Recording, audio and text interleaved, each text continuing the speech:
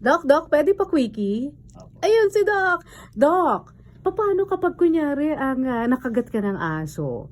Hindi ka sigurado kung rabid siya o hindi. Anong una mong gagawin? Unang approach po natin, hugasan sa running water, sabunin po ng matapang na sabon para yung bakterya ay matanggal sa sugat ng site ng wound.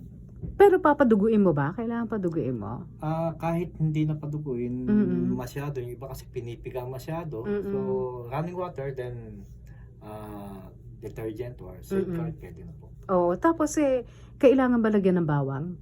Hindi advisable lagyan ng bawang. Siguro yung mga wound ointment, Oo. betadine, pwede na po yun. Okay.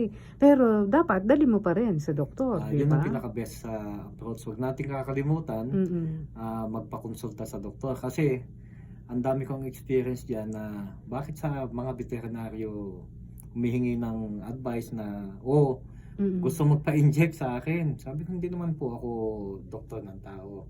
So, nagkakamali yung iba sa veterinaryo, gusto magpa-inject. Mm-mm. Mali po yun. Mm-mm. So, isa pang case, yung sa tondo, dapat yung mga bata, educate natin na huwag magsisinungaling once na nakagat ng aso o Mhm. pusa. Kasi ang daming case niyan, kaya yung iba na aksidenteng namatay dahil hindi nagsabi ng Nagsasabi, totoo. oo.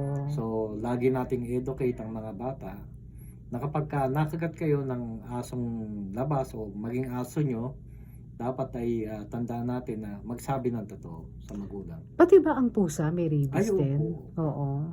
Pusa, saka aso, Mm-mm. yung iba, yung pati nga yung mga baka nai-infect. Mhm. Pero siyempre, ang lagi nating kasama sa bahay ay aso at pusa. Mm-mm.